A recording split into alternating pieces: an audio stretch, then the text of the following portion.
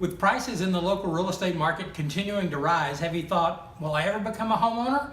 Maybe it's time you considered an alternative. Maybe it's time to consider a condominium. A condominium offers a great lifestyle, it allows you to start building equity, and it offers a great alternative to that rent trap.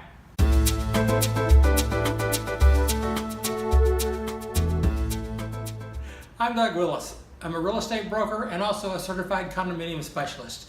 So what are the primary differences when you buy a condominium? Well, one of the things is you're going to be given a lot more paperwork during the escrow process. You'll probably receive the bylaws, the budget of the homeowners association, rules and regulations, and the CC&Rs.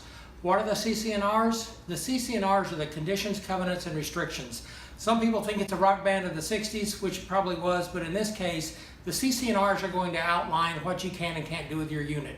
For instance, you want to have a pet, you want to take out those old carpets and put in new hardwood floors, look in the CC&Rs.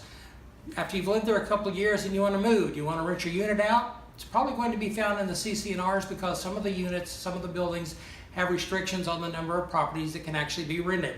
So when you get into that escrow process, don't just cast those aside.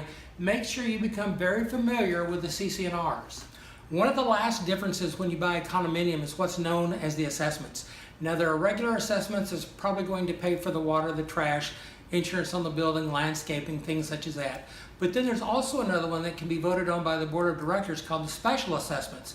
Now, what you need to find out is, are there any special assessments on the building? For instance, we just did a transaction and each one of the homeowners in the building in the association was going to be assessed an additional $850 for some flooding that occurred earlier in the year. So that's one of the things you need to pay special attention to. So like I say, when you get into escrow, make sure you read all your documentation, make sure you get all of your questions answered, and stay up to date.